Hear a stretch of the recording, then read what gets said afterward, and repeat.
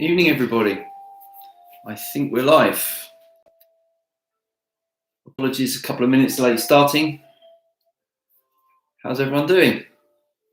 Who we got? Who's in the house? Mike. Hi, Mike. Hi, Joan. Anne. Kelly. Jonesy. Pop those waffles in the toaster. Hi, Sean. Vujal. Hi, both of you. O'Connell. Hiya. Sean. Good. Weird echo. Oh, really? Hi, Ron. Welcome. Anyone else getting an echo here?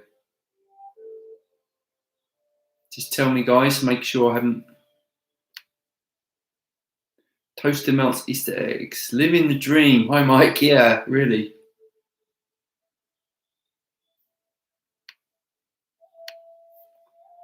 There we go. I know it was you. Okay, no problem. Sue. Thank you, Sue. No echo. Okay. All good with audio. Sound is a bit vibrant. So this is another completely off-the-cuff waffle. I've had some questions sent in by email and messenger, but I'd like some other questions or anything anyone wants to cover in tonight's waffle. I'll tell you in a minute what I've got.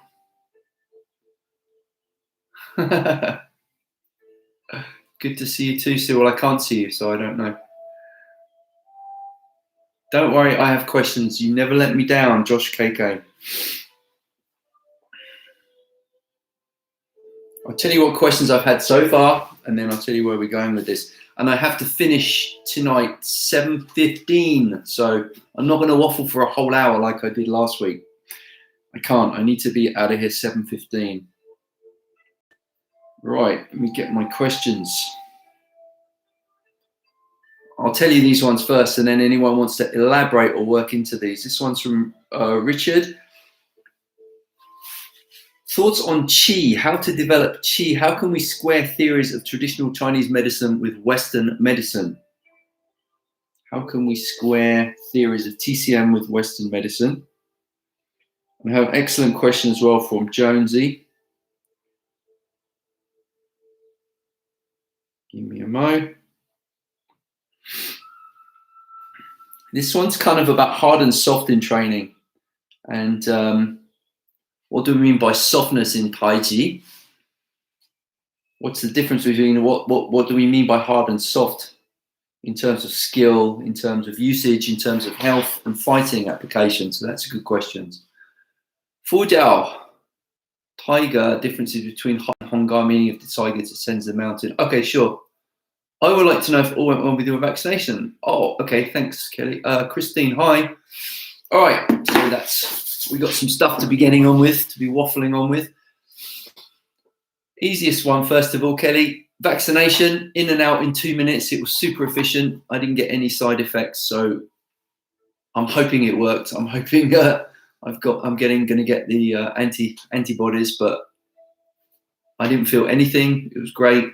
Very impressed with how the setup was as well. We seem to be doing particularly well in the UK with the vaccinations.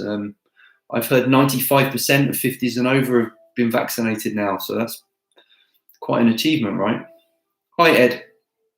Nice to see you. Okay, I just to let you know what's happening here is today that I've had landscape gardeners in digging my garden. I have this uneven.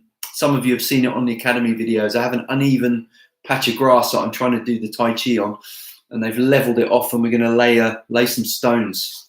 So I'll have a proper outdoor practice area, hopefully from next week. So that's what's been going on today. At the moment, they've had a mechanical digger in, so that the whole thing, I'm looking out at this kind of wasteland of mud at the moment. It's not good. How's Mike doing? Ni hao, empao. That's a rhyme. Okay. I'll say so because that's been going on today. I had a massive walk along the coast today as well. Really long walk for 3 hours along the coastline. So I should have been meditating and thinking about the waffle and all the answers. But I confess this week I didn't. Often I do. I mull it over, but this week I didn't. So it's going to be quite off the cuff. Anything else coming through before we start? Anyone have anything to share? I also encourage people, I know it's the waffle, but you guys got some input on this as well. Please feel free to share. How's my Rubik Cube going? I'm getting it. I'm getting better. I'm consistently around my averaging now around 1 minute 15. So it's starting to kind of take shape in my head. So I'm doing that like about 20-minute practice about 2 or 3 times a day. And it's interesting, like doing it and then resting and then coming back to it and letting the unconscious mind figure it out. And suddenly you can start seeing things. It's very much like Gong Fu in that respect. We got our vaccines also. Excellent, glad to hear it. Right, so I'm going to start. I'm going to go back to the question. You know what? I'm going to start with Jones's ones, and then we'll talk about Richard's ones, because then that kind of encompasses that. Both is about qi, right? My share is that I was videoing my practicing today, feeling so much better, and it was mostly off video. Oh, never mind. That's okay. No problem. Glad you're feeling better. That's the main thing. So in Chinese martial art, I have this concept in Chinese martial art, in Cantonese called Gong Yao, hard and soft. In Japanese, they call Goju, like the Goju-Ryu karate school, the hard and soft school. In Chinese, we call Gong Yao. So what do we mean by softness? All right, I'll give a couple of interesting things. I'm just reading Jones's question. Martial art terms, it's harder to attain martial skills when we do purely soft. Hard equates to maximum effort. Okay, so something interesting is that all of martial art is yin and yang, right? So tension is strength and relaxation for speed, acceleration, flexibility, and so on. And if you take really elite level athletes, these people can develop, obviously they're stronger, so they can develop more tension than an average person. Maybe they can lift and produce more tension in order to lift a weight, for example. And let's say a hyper, like the difference between the highest and the lowest is say 100%, they can produce 100% more tension. But when you're talking about relaxation, it's a much bigger difference. It's like 8 times that, 800% between an elite athlete's ability to relax and an average person relaxing under the same technique is 800%. So that seems to imply that relaxation is a learned skill that has a big benefit. And that, I think, is what we mean by softness in Gong Fu. So when one sees in martial arts, obviously Tai Chi is the extreme example, because you see when Tai Chi is done, it looks very, very soft. And people look at it and go, how can you use that for fighting? And of course the answer is you can't by itself. You can't use pure softness for fighting, but Tai Chi is yin and yang. It's about the interplay of the two things. If you see someone lifting up a heavy weight and like that, and people say, well, how can you use that for fighting? Because you can't move, you're stiff. You need to be loose, you need to be able to move, right? So the interplay of the two energies is the most important, hard and soft. Now, most people tend to be more stiff. Most people tend to have too much tension. Very few, you have some people, for example, hypermobility and like extremely kind of too relaxed. They need to build more tension in the body. Most of us are the other way around. So we're trying to find that balance point. So for most of us, we need to do more of the soft practice for health, for moving, and for, what do you call it? Yeah, moving the qi in the blood, the circulatory system. In Chinese medicine, the qi is the commander of the blood. So the qi leads. My wife says I'm too relaxed. I don't know what to say. Oh dear, I'm stuffed then. Why is that? So who remembers Rubik's Magic? I don't. I'm afraid not. I'm just on the very old school one, just the original one. Traditional. Right, where am I at? Let's continue with this question. I need to refresh. Most of the tangible effects of chi power are down to efficient body use, agree, especially using force loaded into stretched connective elastic tissue. Again, I agree. Educated muscle fascia use producing results with least effort seems to produce the most power output. Well, yes, this is all correct.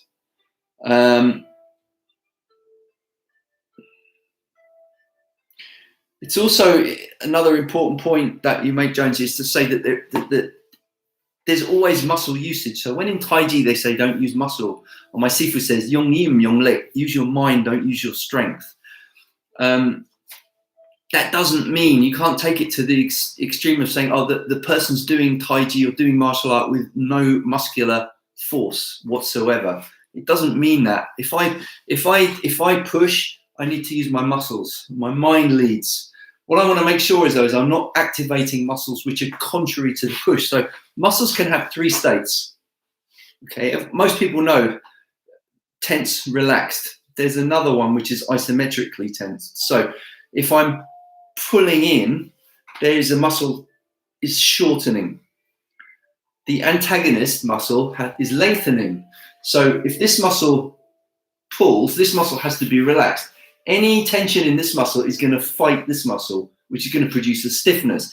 Now, sometimes we want that because, for example, if I'm pulling something, all this has to be isometrically tense. Otherwise, I'm going to lose my balance. So some are stabilizing, will be isometrically tensed. Some are the actual movers, which are contracting, and the antagonists are relaxing. And the important thing is to do that as efficiently as possible, not use too much tension. And also, when one's moving in explosively in multiple planes of movement, and for martial arts, there has to be an extreme rapid switching between what ones are tense, what ones relaxed, what ones are stabilizing, and it's extremely fast and extremely fluent. And all that is guided by the mind. When you do Tai Chi, you're always saying, I don't relax enough. Daily Feng Song Gong is helping me. Relaxation is a skill. This is something to understand. Relaxation is a skill. I'm explaining, I'm just, as we were talking about sort of jokingly, I'm playing with the Rubik's Cube. I'm not any kind of expert. I'm just playing. It's just having some fun. But so if you said to me, you gave me the cube and said, okay, go as fast as you can, I'd be like, and then I would freeze, right? What it's rather is about practicing, noticing and understanding it. And it's not an effort, right? What happens is as I can spot things faster, my hands will move unconsciously and I'll be more relaxed, and you'll start learning more efficient ways of turning it and so on and so forth. And you'll get faster through practice. It's not about, so relaxation is a skill. And the mistake many people make is trying to relax. That's the mistake. So we don't try to relax. Any more than trying to try or trying to make effort is another mistake in Taoism. So one can put effort into a movement, but one ought not to put effort into effort, because that creates a feedback loop. And that it's like self-consciousness. I'm worried. I'm thinking, oh, maybe someone's watching me. I'm tense. I'm nervous. Now I'm really worried. And now I'm worried about worrying. And now I think that maybe they'll notice that I think that they can see me, and blah, blah, blah, blah. And you get these feedback loops, which is like anxiety and so forth. So what we're trying to do is cut that and be very, very natural. Be very, very relaxed. Okay. Daily Feng Song Gong. Training the nervous system to refine efficient control. So, yeah, so what's the relationship between the so-called, the chi and the nervous system? I think these things are extremely closely related. They clearly say in Chinese medicine that you use your yi, which is your intention, and then the chi will follow, and then the physical force will follow. So a Western kind of equivalent, to start encroaching on Richard's question, would be to say that one first has an intention. So this is the sympathetic nervous system, will create a neural drive. So in other words, say I want to pick something up or I want to lift something. I first have the idea to lift it. Then I create the force, which is the energy going down the nerves into the muscles. And then finally the muscular effort, in that order, in that sequence. So there is between the chi, so-called chi, which is the manifestation. So it's not quite physical force and it's not quite mind. It's something in the middle.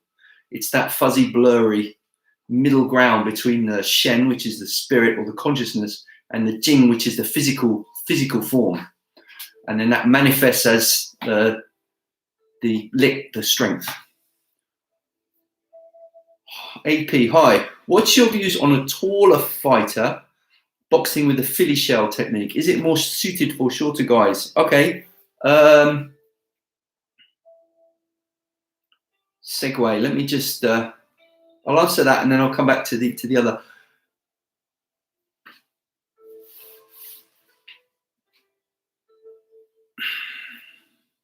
It does seem to work better for shorter people.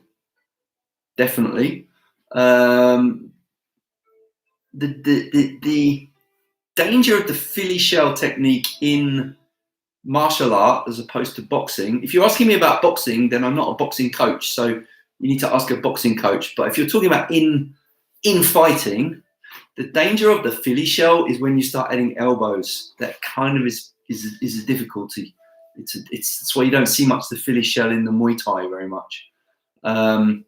And the same thing with the turning, the danger of the takedown or the low kick. So it's something I use, but I've kind of adapted it for MMA with a more of what we're using a false lead, or what we in Hapgar call a triangle stance. Then it seems to work pretty well.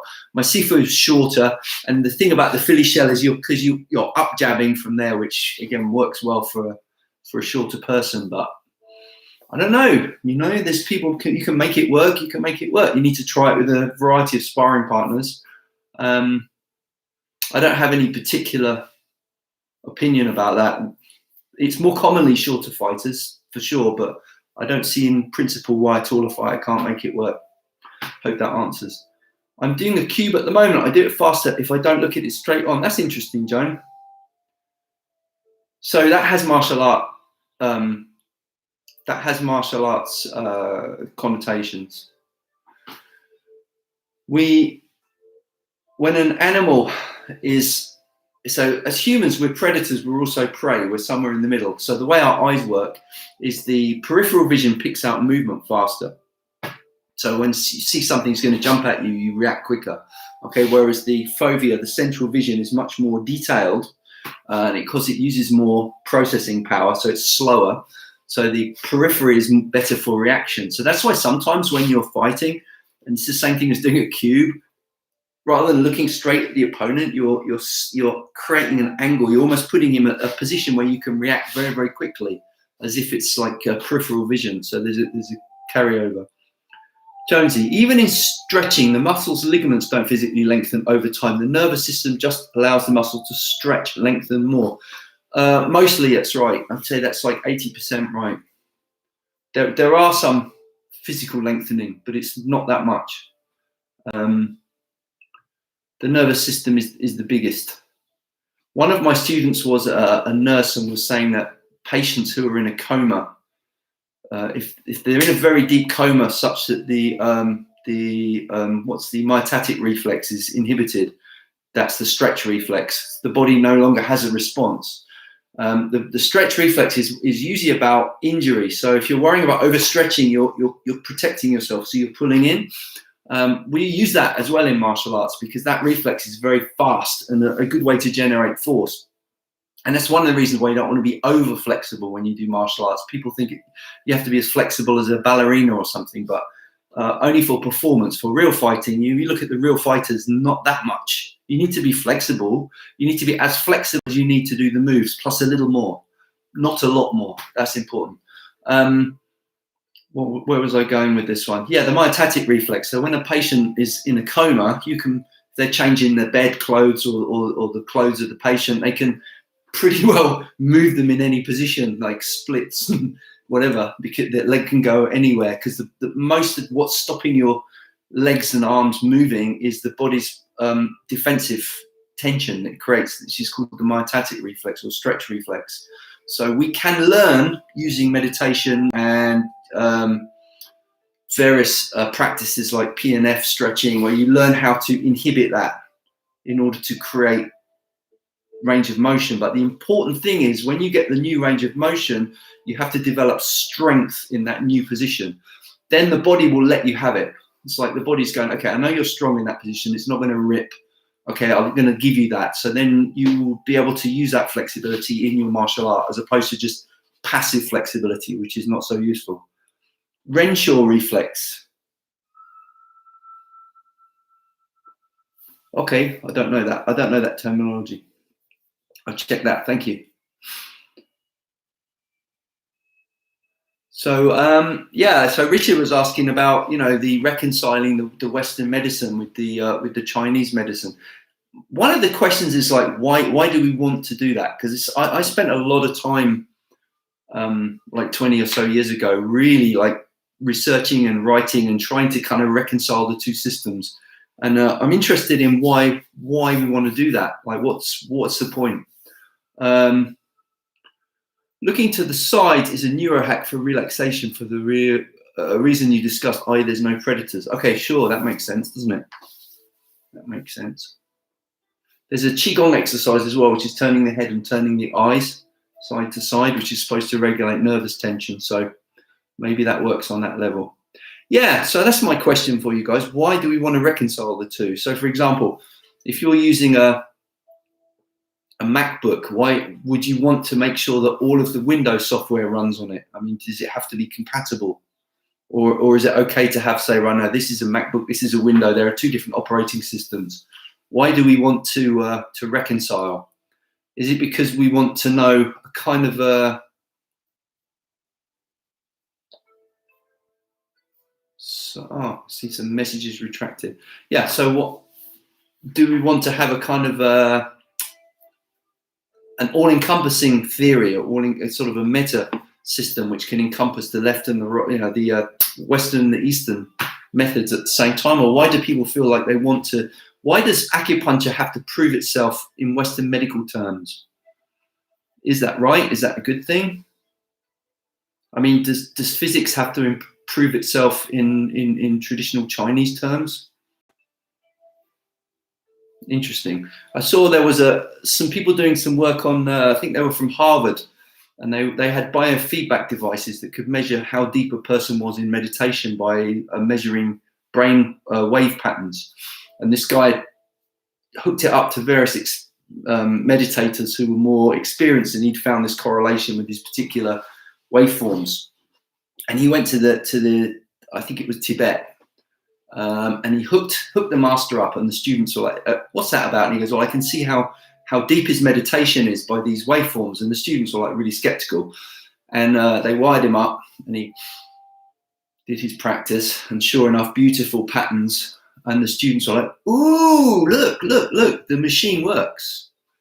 And so that was interesting, because the students used the master to see if the machines worked, whereas the Westerners were using the machine to see whether the master was meditating.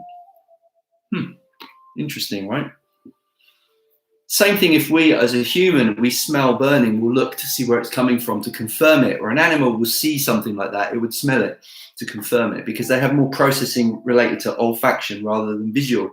So it seems like the more different systems kind of independently come up with the same stuff, the more likely it is to be true.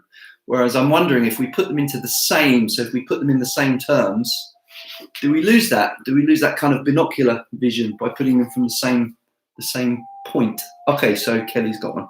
Might it be said that acupuncture can be utilized within Western biomedical system? I would love to see more acupuncture, etc., on the NHS. Yeah, so you're talking from a very pragmatic reason. I mean, I guess I was asking more from the sort of philosophical sense of what happens to acupuncture when you put it into a Western biomedical system. Like, is it still acupuncture, or is it now medical acupuncture? Or I'm just waffling. I'm interested, because you see, there's that wonderful line, isn't it? I think it was Tim Minchin that said, you know, there's a name for alternative medicines that have been proved to work, medicines, which was like deeply sarcastic, but I thought quite brilliant. So it's like once you've made it scientifically, it's kind of not acupuncture anymore. It's science, right? I think there isn't such a thing. But anyway, ideologically, I would say no. Each one brings something to the table. Yeah, but as you say, there's good reasons from a practical point of view. In one sense, for something to be useful, okay, I'm going to get really philosophical here. I think that's almost the definition of usefulness. If I develop a skill, let's say I want to be, let's say I have some talent for fitting a kitchen. I fitted my kitchen. This is pretend because I'm not. And I find, oh, I have a talent for fitting kitchens. So I'm going to study and I'm going to be the best kitchen fitter, right? And I'm going to study all the methods and I'm going to learn all about it, everything about it. And I devote myself and I years to it. And then I get very, very skillful at it. I get a reputation he's the best in the town. If you want a kitchen, that's your man to go to. He's very, very good. So what you've done is you've created this kind of expertise, which is very, what's the word? Very specialized. And that's enabled you to get, utility. And it's enabled you to make a living, get a reputation, feed your family and help your community and blah, blah, blah, blah, blah. But in a sense, you've taken your expertise down to the technical level. But if you was to say to the person, like, why kitchens? Why do you fit kitchens? I'll be interested how that, we zero down to get very, very good and very, very technical, okay? But, does the person then want to if they want to bring that into their life and integrate it into their life, do you say, well, how do the principles by which you fit kitchens relate to the way you relate to your family? Or it sounds daft, right? But why do we have that about acupuncture and so on? Why do we have that same idea of like, this has to gel with this has to make sense or has to be congruent with this? Again, this is off the top of my head. I'm interested. Does gravity cease to be gravity just because science has recognized that it works?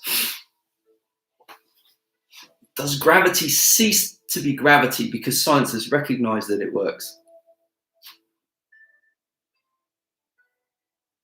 I'm not sure I understand what that means. Let's say this way, Joan, if you're talking to some electricians, they all understand that electricity flows in a circuit, and here's the plus and here's the minus, and the electricity flows, right? Scientists know that electricity is caused by electrons. Electrons are negatively charged, and they go the other way around. So all the electricians have this kind of agreed system that the electricity is going that way, but a scientist comes along and say, no, it's actually going completely the opposite direction. Is that useful to them? I mean, if they're going to be the only electrician in the world that's having a different definition, and it probably is going to cause some problems there. It's a different methodology. Now, understanding electron flow, does that negate the concept of conventional electrical current?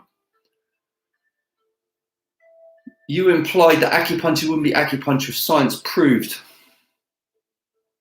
I understand what you mean now.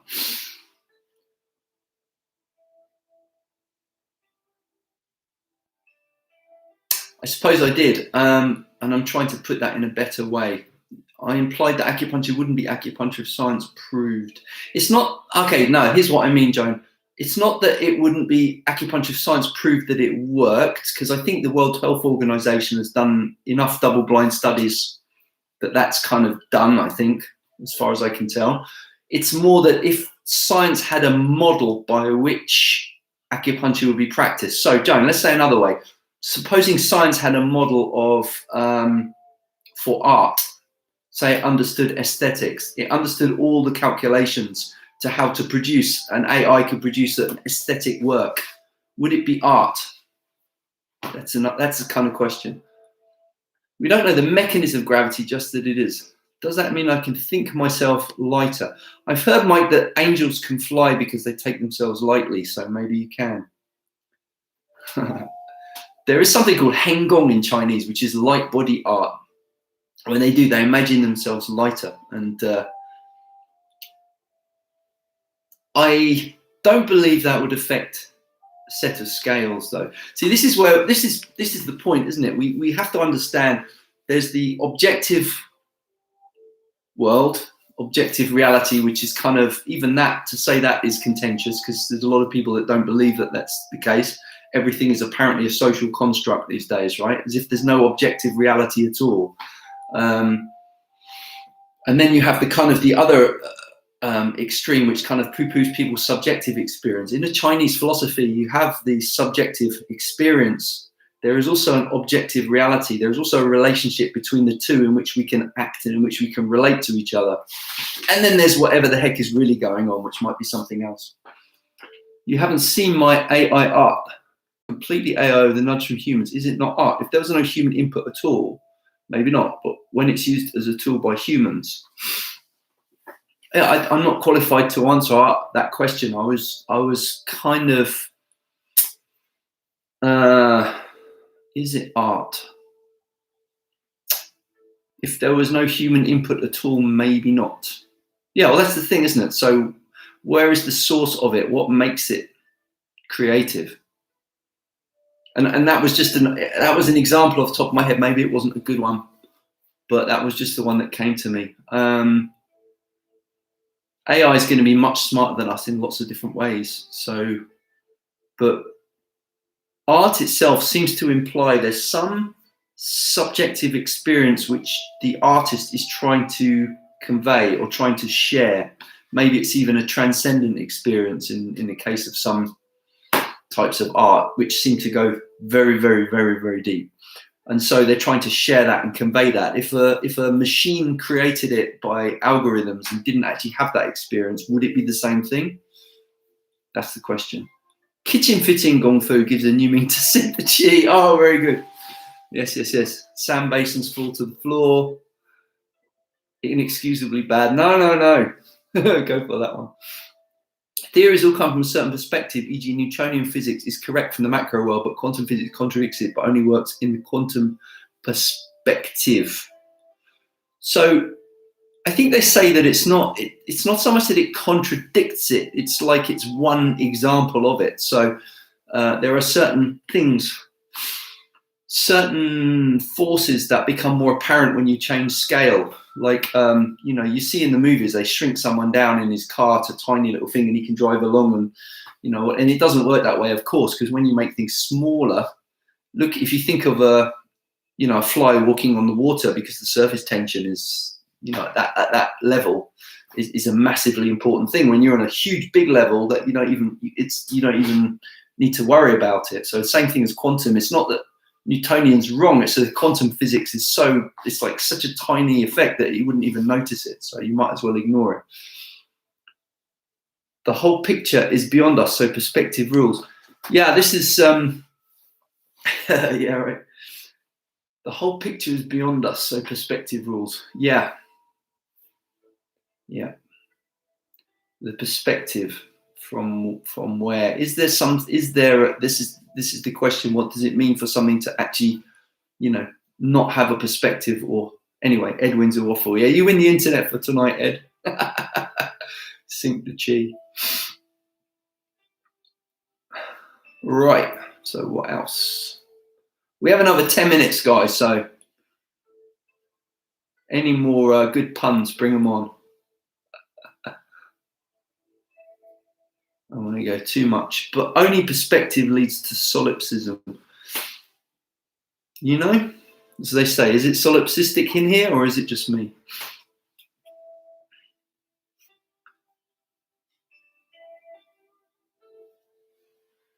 There is one type of perspective in Buddhism, which, so when one sees the world, one sees from a particular perspective or particular set of cognitive biases, etc., etc. So, tiger uses. Thank you, Fujao, coming back. Yeah, okay. Where was I? I got completely lost now. Yeah, perspective. So this is where it gets a bit kind of spooky, because in Buddhism, in Zen, which is where the Kung Fu comes from, for example, the Shaolin Zen tradition, they often have a question: what is your original face before your parents were born? What is your original face before your parents were born? And that's an introspective. What it's basically asking you to do is look without coloring it by who you think you are. So it's a pure perception. Who is looking out of this void, this emptiness? Who is experiencing the world? And when one goes deeply, deeply into that, then you come to a point that there is only one There is only one. Everyone's looking out the same hole, basically. Everyone's the same person, but just in different disguises. So not sure if that's a form of solipsism, because everyone's there. It's just they're all you. Okay. Tiger. Hongar versus Hapgar. No, I would say they're broadly the same, Fu Jiao. I would say they're broadly the same. So we have the ferocious tiger coming from the mountain. It's pretty well the same. We have a sinking bridge, and then the stretching in the fingertips. What specifically was the question? Just rewinding on that one. Fu Jiao. It was a long time ago you asked that question. Oh yeah, meaningful tiger descends the mountain. Well, Mang Fu Sam, or the ferocious tiger comes down from the mountain. You can imagine, can't you, in the times when people were worried about tigers and they were living up in the hills, and occasionally they get hungry and they come down and they grab a human. So that may have been what that was referring to. Did you miss my video on the academy? Started to watch it, Joan. I haven't made the corrections yet. Though 2 midnight done, right? I did see it. I will get back to you on that. Meaning behind some of the poems. Yeah, we can go to them. We have the single tiger claw, the double tiger claw, tiger raking, and so on. So I will go into some of those, Fu Jiao. I'll prepare something for those. But I think broadly, the tiger is the same. We have two in Chinese martial art. There's two kind of methods, if you like, which is, and we in the southern style we call them the tiger and the crane, right? In the Taiji, they may talk about snake and crane, and you always have this kind of yin and yang dichotomy. So one of them involves essentially is crowding and bridging. So the idea of that, which is exemplified in Hongar and things like that, ferocious tiger, is to get the person basically onto their heels. That you're pressing them back, so they're on their back foot. In other words, to use a Western boxing term, so you're pressing them onto the heels, you're chasing them, and you're using that kind of forward energy. That's the meaning. And they say in Hong Kong they call that Bik Da, which means crowd and hit. And then we have Sim Da, which is evade and hit, which is the crane. So when somebody throws a punch and you use Sim Da, they overextend so that now they're too far forwards rather than too far backwards. So rather than pressing them onto their heels, you're letting them kind of fall into emptiness, to use a Taiji term, by slipping and then attacking where the gap is, where the space is. So that's the meaning of that. Now that's the kind of soft art as opposed to the hard. So a boxer that has really good head movement, for example, as opposed to someone that's, leaning in and in the clinches, etc. Okay.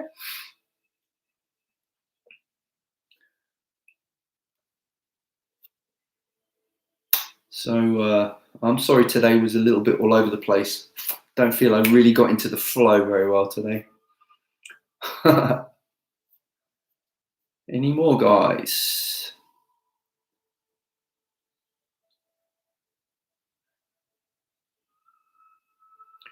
I will perhaps prepare something a little better from last time. The original Lion's Roar system, I read that ape stepping was important. Does that still exist in Hapgar? Yes, the ape stepping. There are two things in the when we do our kneeling stances, that was the ape. And then the Daipun Sao, this motion is the ape's arms. So the ape stepping is the kneeling, crouching. So yeah, that still happens in Hapgar.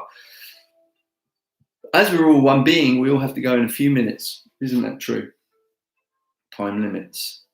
In Gum Kun, shoulder hit, front or side of shoulder. In Gum Kun, it's this part. Not this, because this is this you get injured. This is the clavicle. You turn this over, so it's the medial deltoid that you strike with in the Gum Kun.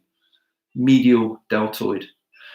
So sometimes front, middle, back, for example, Bujang, all these are striking surfaces of the shoulder.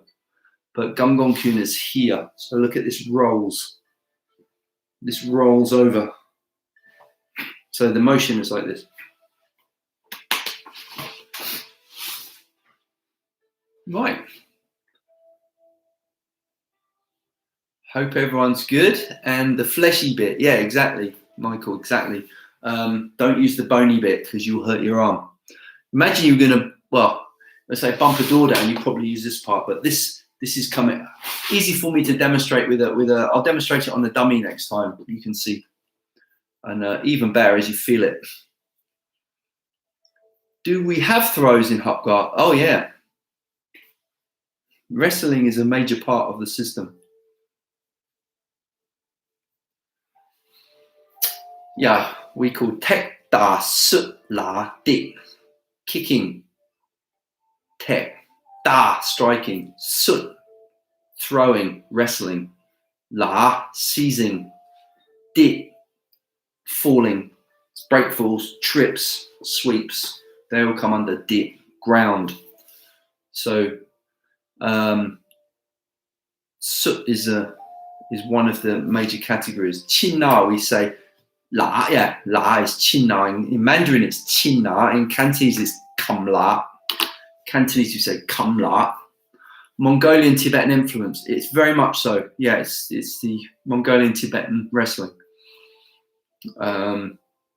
When you see a lot of the movements of the Mongolian Tibetan wrestling, it makes a lot of sense of some of the movements in the Hapkun.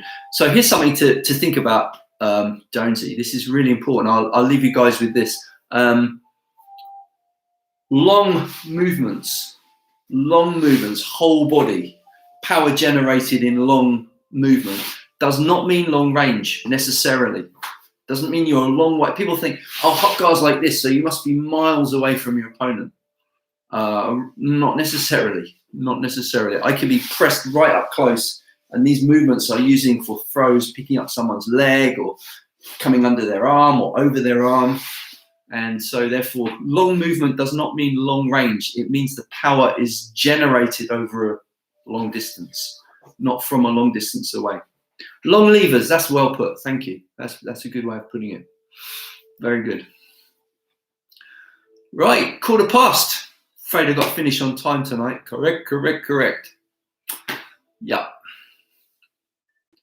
And Hapgar also used Qingging as a short power as well. It's not, we do not use short power. That's not correct. Hapgar uses short power. Maybe slightly different from the Fukian, or the Fukian, which uses like the vibrating, or the Hakka styles, which use the kind of rounded Hongboi type of method. But we nevertheless have a short power release. Okay, I don't get off onto one, but thank you all. Thanks, Mike. Thanks, Joan. Thanks, Sean. Anyone in the academy tomorrow is the Zoom class. Thank you, Anne. Hope you enjoyed it. Don't feel I was really on my A game tonight, but appreciate it. Thank you. Particularly enjoy relaxation. Thanks, Ron. Yeah, thank you. Thanks, everybody. Thanks, Sue. See you next time.